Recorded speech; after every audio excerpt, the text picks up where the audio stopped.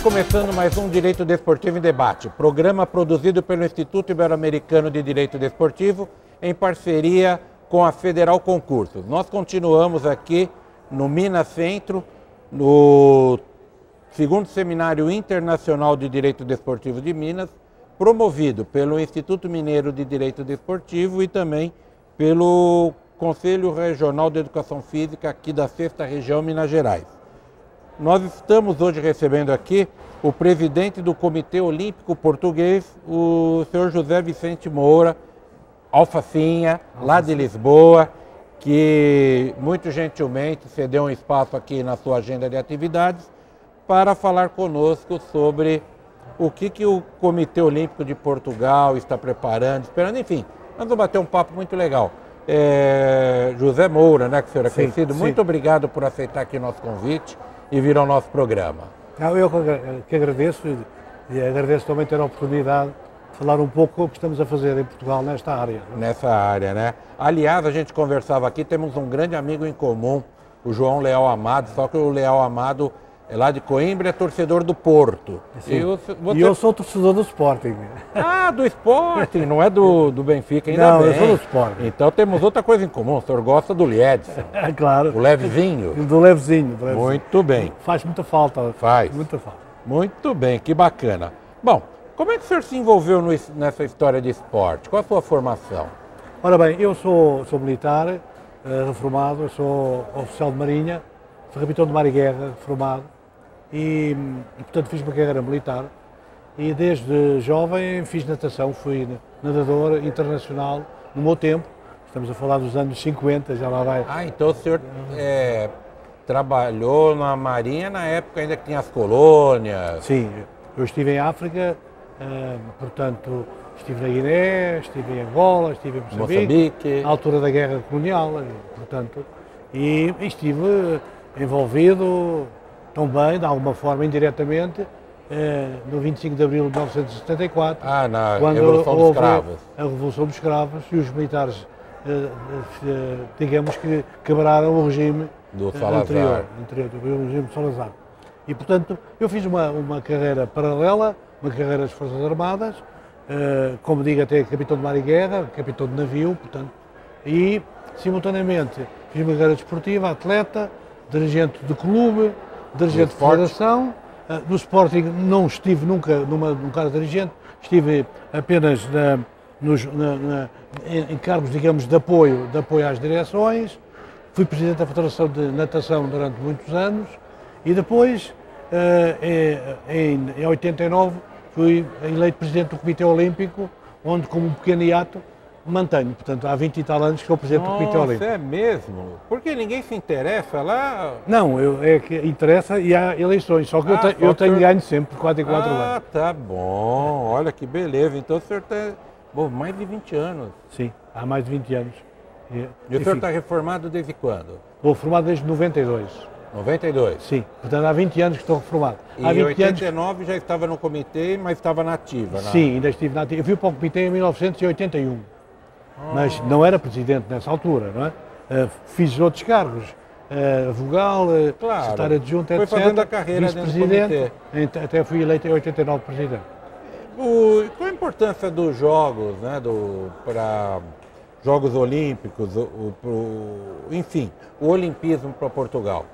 Não, é muito importante. Naturalmente que em Portugal há um mal que é muito similar aos países do sul da Europa, e também em alguns países da América Latina, que é o futebol domina grande parte dos espaços mediáticos desportivos. Isso, além do futebol, então, depois do futebol, qual o esporte aí com mais força dentro de Portugal? Bem, será, em termos individuais, o atletismo, o judô, o judo, agora temos a canoagem.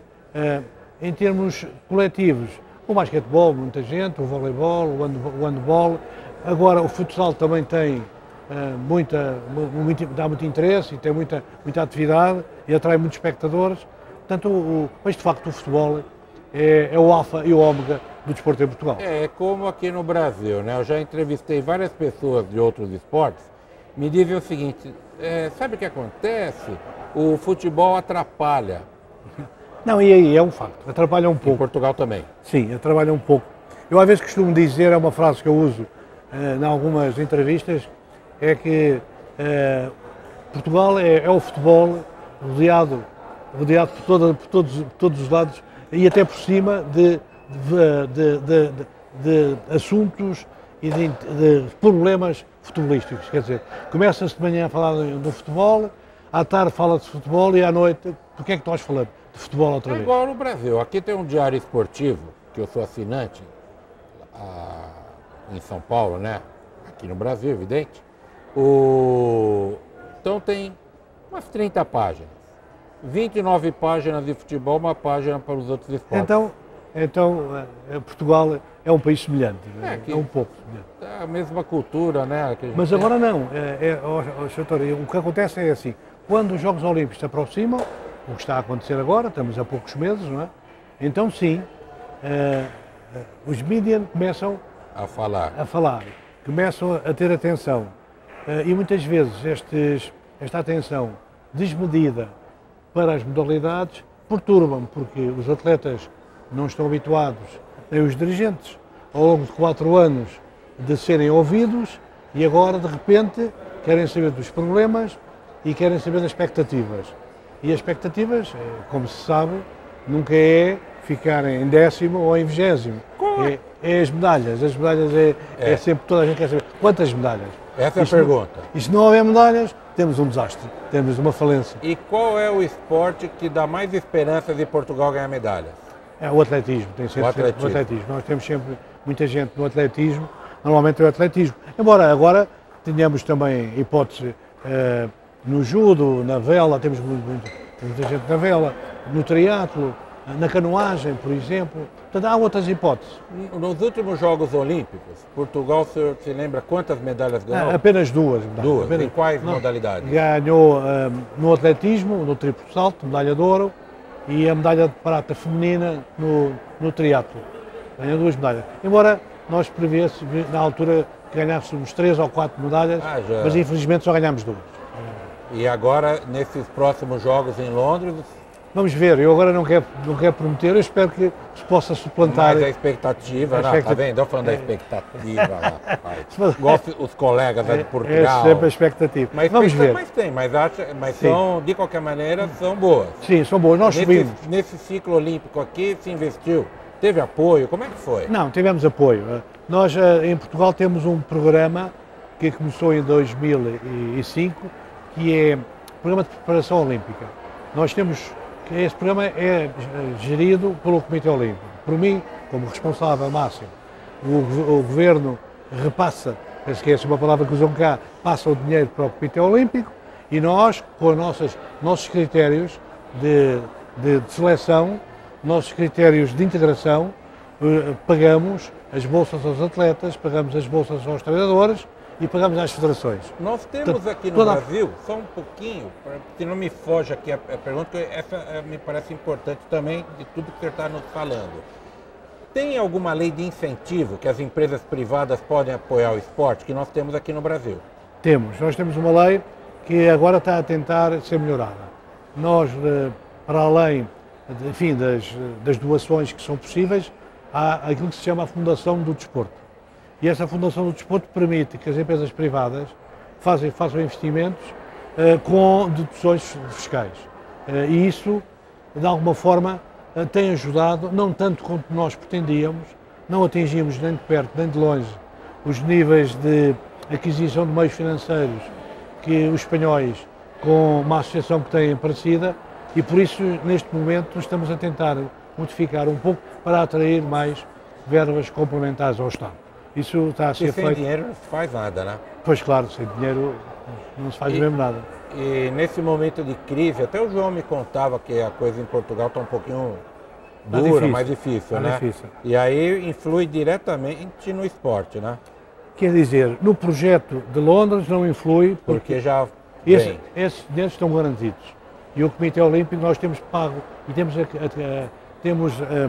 tido a possibilidade de adquirir meios financeiros que depois distribuímos sem problema.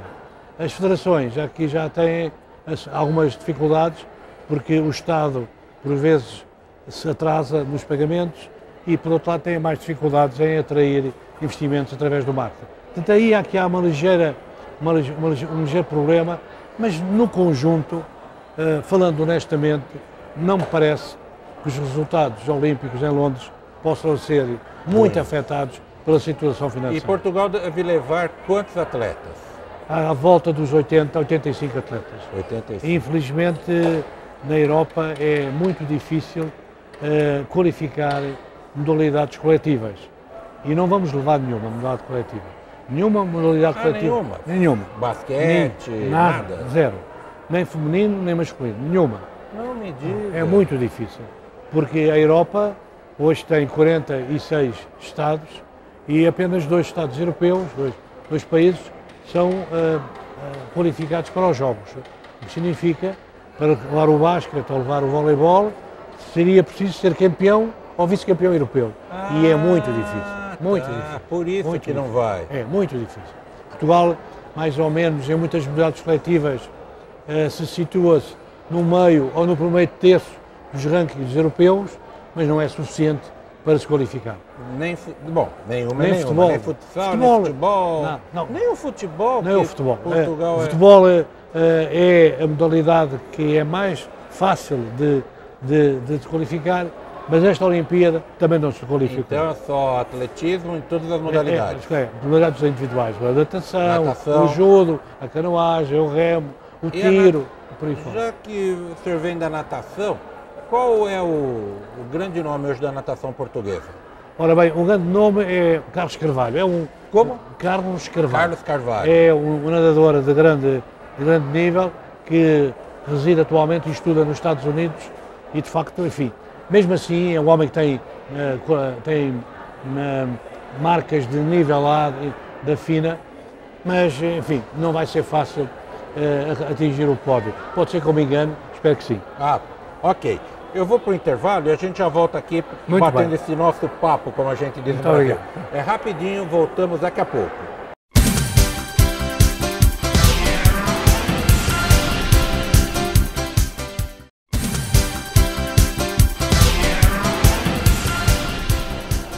Estamos de volta com o Direito Desportivo em Debate.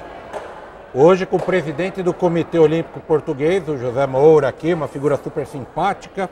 E você em casa, desculpe aí um pouco do barulho, que nós estamos gravando no Minas Centro, durante o evento aqui de Direito Desportivo e de Esportes, o segundo Seminário Internacional de Direito Desportivo de Minas, que é promovido pelo Instituto Mineiro de Direito Desportivo em parceria com o Conselho Regional de Educação Física da 6ª Região. Bom, mas a gente falava aqui, né, sobre como que o senhor entrou no desporto, enfim, já falou das expectativas para Londres. Não lhe achei muito animado, viu? Não, e de facto, enfim, não estou. Tá vendo? Eu percebi.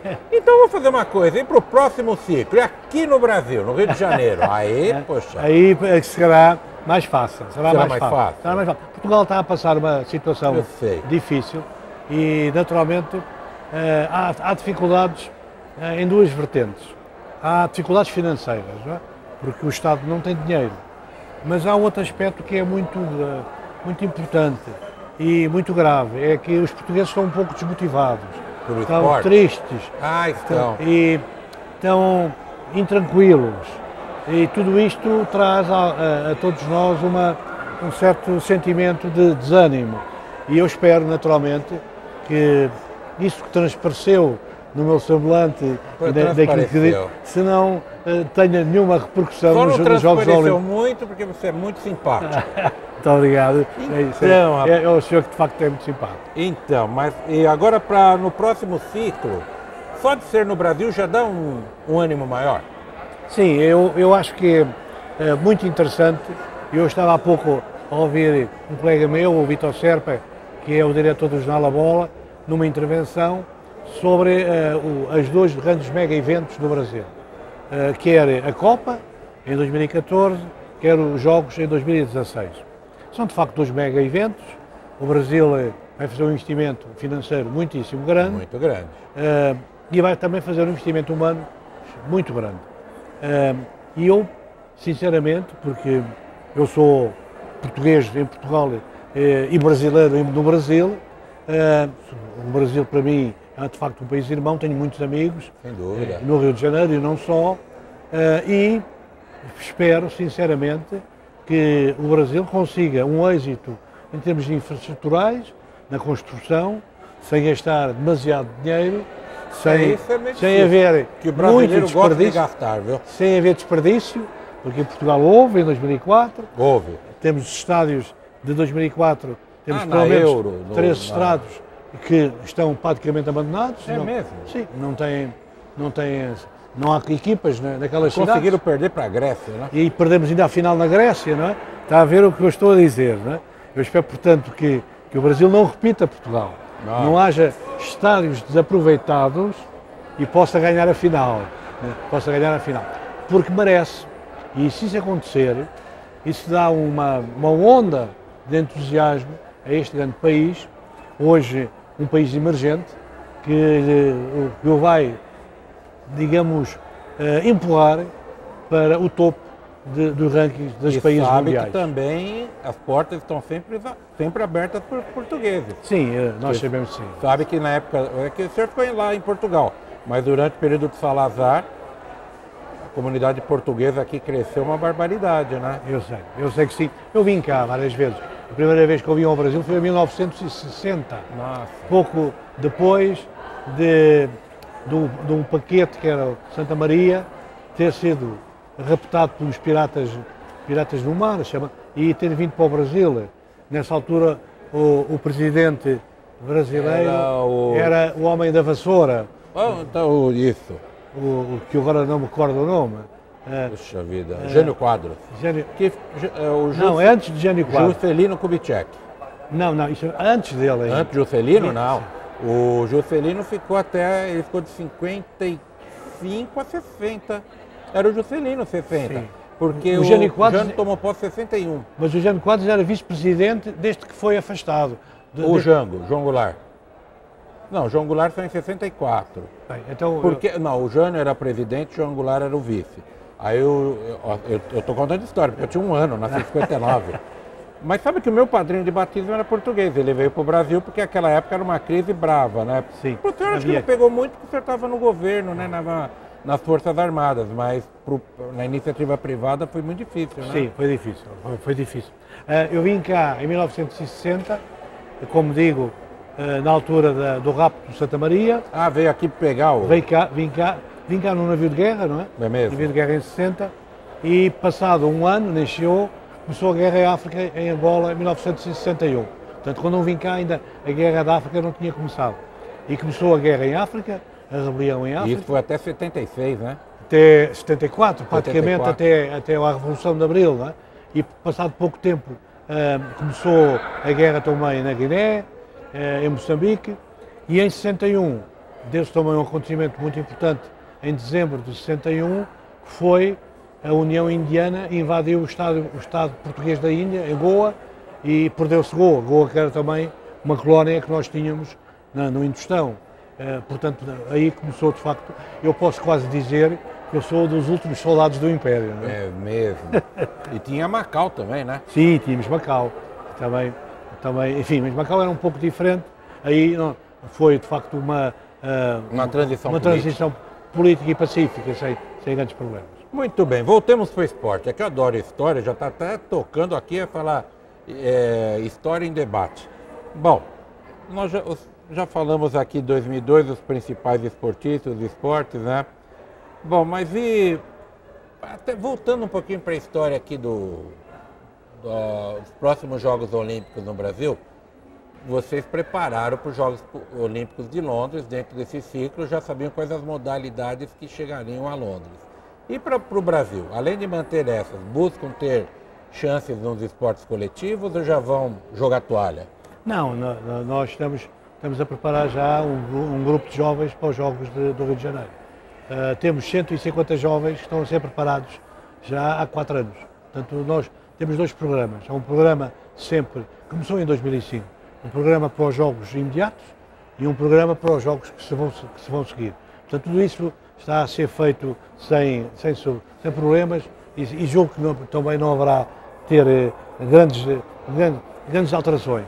Portanto, eu estou convencido que em 2016 vamos ter aqui uma equipa reforçada e penso que porque eu já fiz alguns esforços junto da Federação Portuguesa de Futebol, que o futebol português vai fazer tudo quanto for preciso para ser apurado, para ter o futebol português no Rio e provavelmente temos uma final Brasil-Portugal em futebol. Em 2014 a seleção portuguesa deve vir tranquilamente, né? Sim, penso que sim. Nós agora estamos também apurados agora para o europeu, que vai decorrer este ano. Em Kiev, não é isso? Sim, em junho então vai decorrer. E a equipa portuguesa normalmente irá... E o esporte é muito importante para que uma nação se sinta, como eu vou dizer, entusiasmada, né? Que sinta aquele sentimento, que eu não gosto da palavra orgulho, mas digamos de valorização. Sim. Por exemplo, outro dia um cliente veio de Portugal para uma reunião no meu escritório e ele falou que o Mourinho faz um grande trabalho de divulgação do povo português. É verdade que sim. Porque é um português capaz. Porque ele falou isso, para mostrar que em Portugal tem gente capaz. Sim, não, o desporto, o Mourinho, o Ronaldo, o Cristiano Ronaldo, o Cristiano Ronaldo e por aí fora.